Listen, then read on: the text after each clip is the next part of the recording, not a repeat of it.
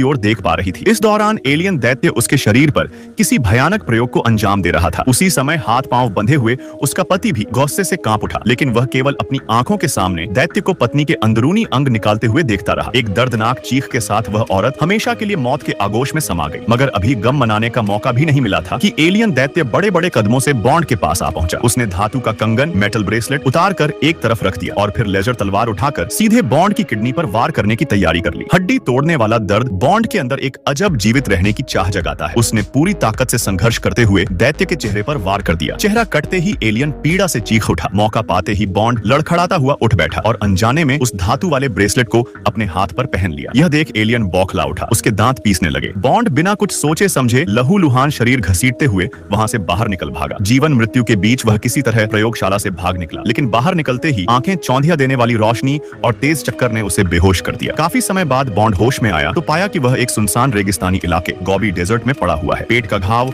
और हाथ पर बंधा रहस्यमयी ब्रेसलेट देखकर बॉन्ड बेहद हक्का बक्का रह गया। वह अभी अभी घटित भीषण हादसे को पूरी तरह भूल चुका था। उसने स्वाभाविक रूप से पत्थर उठाकर ब्रेसलेट तोड़ने की कोशिश की, लेकिन चाहे जितना भी जोर लगाया वह टूटने का नाम ही नहीं ले रहा था। तभी अचानक पीछे से घोड़ों की टाप सुनाई दी। 3 इनामी शिकारी काउबॉय के वेश में उसे घेर लेते हैं। उनकी काठी पर इंसानों की खाल और स्कैल्प, खोपड़ी की चमड़ी लटकी हुई थी। बॉन्ड की घबराई शक्ल और चुप्पी देखकर उन्होंने उसे जेल से भागा हुआ कैदी समझ लिया और तय किया कि उसका स्कैल्प काटकर इनाम ले जाएंगे। लेकिन वे अंदाजा भी नहीं लगा सके कि बॉन्ड भले ही अपनी याददाश्त खो चुका हो, उसकी लड़ाई की कला अब भी जरा भी कम नहीं हुई थी। कुछ ही पलों में उसने सभी बाउंटी हंटर्स को मार गिराया। एक साथी ने गोली चलाई, मगर पास होने की वजह से वह चूक गया और खुद ही मारा गया। बॉन्ड ने सभी का अंत कर उनके कपड़े पहने और घोड़े पर सवार होकर एक अनजान कस्बे में पहुंच गया। वहां उसने सोचा पहले बार में जाकर थोड़ा पी लूं और आराम करूं, लेकिन जैसे ही वह बैठा एक खूबसूरत औरत उससे बात करने आ गई। वह उसकी ओर गहरी दिलचस्पी से देख रही थी। जैसे ही दोनों बातचीत आगे बढ़ाने वाले थे, कस्बे की पुलिस बार में घुस आई और बिना पूछे बॉन्ड को पकड़ लिया। बॉन्ड ने बार बार समझाया कि वह अपराधी नहीं है, मगर पुलिस बिना सुने उसे घसीट कर ले गई। मजबूरी में उसने पुलिस चीफ पर हमला कर दिया, लेकिन उसी औरत ने जिसने पहले उससे बात की थी धोखा देकर उसे गिरा दिया। थाने ले जाकर बॉन्ड को पता चला कि उस पर कई गंभीर आरोप हैं। इतने बड़े अपराध कि कस्बे का पुलिस चीफ भी कुछ नहीं कर सकता। उसे सीधे फेडरल कोर्ट भेजा जाना था। रातों रात उसे एक बदमाश कैदी के साथ जेल गाड़ी प्रिजन कार्ट में बिठाकर रवाना कर दिया गया, मगर रास्ते में घोड़ों पर सवार एक टोली ने उनका रास्ता रोक लिया। इसका मुखिया वही बदमाश कैदी का पिता कर्नल जोन्स था। वह इस इलाके का बड़ा दबंग था। उसके गुंडे कस्बे की पुलिस से भी ज्यादा थे। फिर भी पुलिस चीफ ने हार नहीं मानी और उस बदमाश बेटे को छोड़ने से इनकार कर दिया। दोनों पक्ष भिड़ने ही वाले थे कि अचानक आसमान में एक तेज रोशनी दिखी। वह बेहद तेज गति से कस्बे की ओर बढ़ रही थी। बॉन्ड के ब्रेसलेट से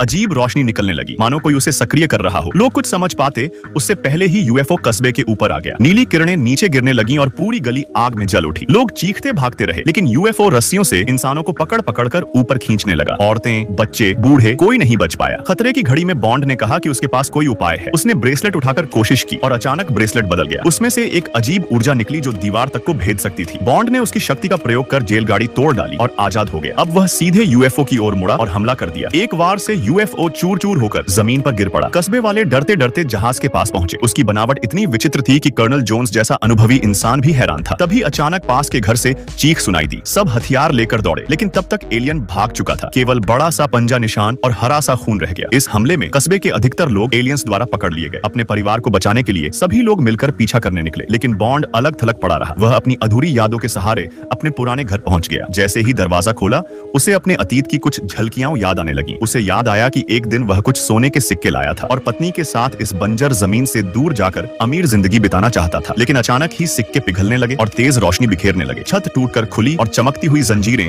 उसकी पत्नी को खींच कर ले गई। बॉन्ड भी पकड़ा गया और प्रयोगशाला पहुंचा दिया गया। वहीं उसने अपनी पत्नी को दर्दनाक मौत मरते देखा। भले ही वह ब्रेसलेट पहनकर भाग निकला, लेकिन एलियंस अब भी इंसानों का अपहरण कर रहे थे। अब बॉन्ड ने कसम खा ली कि वह बदला लेगा। वह भी लोगों के साथ मिलकर एलियन के छोड़े हुए निशानों का पीछा करने निकल पड़ा। लेकिन पीछा करना आसान नहीं था, क्योंकि मूसलाधार बारिश में एलियन के पैरों के निशान मिट चुके थे कि अब जबरदस्त लड़ाई होगी। लेकिन तभी उनके लीडर ने बॉन्ड को देखकर कहा, बॉस बॉस, ये तो आप हो। हालांकि बॉन्ड को कुछ याद नहीं आया, लेकिन जब उसने उन्हें अपना बॉस कहते सुना तो उसने तुरंत सख्ती से व्यवहार किया और कहा कि वह सबको लेकर फिर से डकैतों के अड्डे पर लौटना चाहता है। शायद असल में वह मौका पाकर पुराने गुर्गों को अपने साथ मिलाना चाहता था। मगर उसके दूसरे नंबर के साथी ने आरोप लगाया कि बॉन्ड ने एक औरत की वजह से सबका सोना चुरा लिया था। अब उसका सामने आना खुद अपने मौत को बुलाने जैसा था। वह सोच रहा था कि बॉन्ड की टोली में मौजूद एला ही उसी की गद्दारी का कारण है, इसलिए उसने आदेश दिया कि उसे तुरंत मार दिया जाए। बॉन्ड अपनी सच्चाई समझा नहीं पाया। मजबूरी में उसने ब्रेसलेट की शक्ति का इस्तेमाल किया और सबके सामने उस गद्दार साथी को मार गिराया। इससे बाकी डकैत डर गए और बॉन्ड फिर से उनका मुखिया बन गया। डकैतों को साथ लेकर बॉन्ड ने काफिला बढ़ाया, लेकिन जल्द ही फिर से इंसानों का शिकार करने वाला यूएफओ सामने आ गया। एलियन की उच्च तकनीक के सामने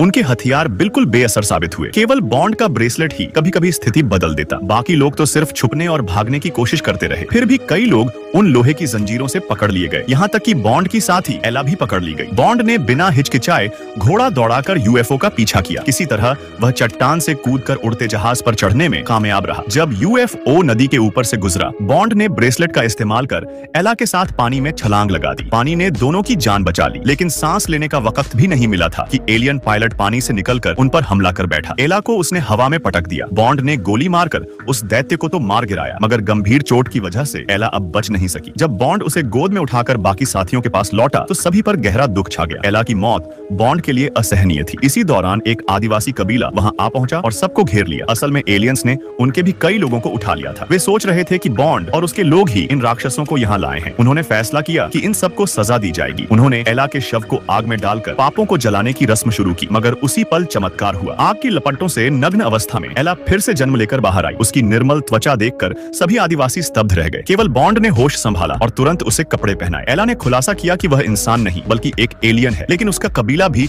उन्हीं दैत्यों का शिकार हुआ है। वह पृथ्वी पर सिर्फ अपने मारे गए परिवार का बदला लेने आई थी। एला ने बताया कि जो दैत्य अब तक दिखे हैं वे सिर्फ अग्रदूत स्कॉट्स थे। जैसे ही वे इंसानों की कमजोरी का पता लगा लेंगे तो पूरी फौज आकर सोने के भंडार पर कब्जा कर लेगी। इस तबाही को रोकने का एक ही रास्ता है, उनका गुप्त ठिकाना ढूंढना और नष्ट करना, और यह रास्ता केवल बॉन्ड ही जानता था। बॉन्ड की यादें ताजा करने के लिए आदिवासियों ने एक खास औषधि पिलाई। वाकई उसमें असर हुआ और बॉन्ड को ठिकाने की जगह याद आ गई। वे तुरंत एक छोटी टोली लेकर दुश्मन पर धावा बोलने निकल पड़े। योजना थी बारूद से उनके चौकी वॉच टावर को उड़ाना। बॉन्ड ने ठंडे दिमाग से फ्यूज जलाया और बम फेंक दिया। फिर सब नीचे कूदकर सुरक्षित जगह छुप गए, लेकिन एलियन अचानक जमीन के भीतर से निकल आए। भारी लड़ाई छिड़ गई। कर्नल जोन्स और उसके लोग डट कर लड़े। आदिवासी भी कमजोर हथियारों के बावजूद जमकर भिड़े। इस बीच बॉन्ड और एला गुप्त सुरंग से अंदर दाखिल हो गए। अंदर एलियन सोना निकालने के लिए काली तकनीक का इस्तेमाल कर रहे थे। उन्होंने आगे बढ़कर उन सभी इंसानों को ढूंढ निकाला जो पहले अपहरण कर लाए गए थे। वे लोग किसी चमकती चीज को घूर रहे थे और मानो उनकी आत्मा छीन ली गई हो। बॉन्ड ने भी जब उस रोशनी की ओर देखा तो तुरंत बेहोश हो गया, लेकिन एला ने तुरंत गोली मारकर उस वस्तु को तोड़ डाला। कैदी इंसान धीरे धीरे होश में आने लगे, लेकिन तभी बेस के अंदर एलियन की भयानक चीख गूंज उठी। असंख्य राक्षस झुंड बनाकर दौड़ पड़े। बॉन्ड ने ब्रेसलेट की शक्ति से रास्ता रोका और सब इंसानों को बाहर निकाल दिया, मगर एला रुक गई। वह बेस को पूरी तरह नष्ट करना चाहती थी। असल में उसका इरादा ब्रेसलेट लेकर खुद को बलिदान कर देना था। बॉन्ड को तब समझ आया जब एला ने लोहे के दरवाजे बंद कर दिए। वह अंदर अकेली रह गई। बॉन्ड बुरी तरह से चीखता रहा, लेकिन अब देर हो चुकी थी। उधर बेस के मुख्य वैज्ञानिक, जिसका चेहरा बॉन्ड ने पहले जला दिया था, फिर से उसके सामने आ गया। उसकी आंखों में सिर्फ बदले की आग थी। उसने बॉन्ड को पकड़कर ऑपरेशन टेबल पर बांध दिया और लेजर चाकू उठाया, लेकिन तभी कर्नल जोन्स आ पहुंचा और गोलीबारी की। बॉन्ड ने मौका पाकर अपने हथियार से उस वैज्ञानिक को मार गिराया। सोने की भट्टी फट पड़ी और पिघला हुआ सोना उस राक्षस को निगल गया। पूरा बेस हिलने लगा। बॉन्ड और जोन्स जैसे तैसे भाग निकले, लेकिन तभी उन्होंने देखा कि यह पूरा बेस असल में एक विशाल यूएफओ था। अब वह उठकर भागने लगा, मगर एलियंस को पता भी नहीं चला कि एला पहले ही जहाज के कोर में पहुंच चुकी थी। उसने ब्रेसलेट को सक्रिय करके खुद को विस्फोट में झोंक दिया। यूएफओ चूर चूर हो गया। सोना मानो बारिश की तरह आसमान से बरसने लगा। गांव वाले बचकर अपने परिवारों से मिल गए। सोना इकट्ठा करके सभी सुखी जीवन जीने लगे, लेकिन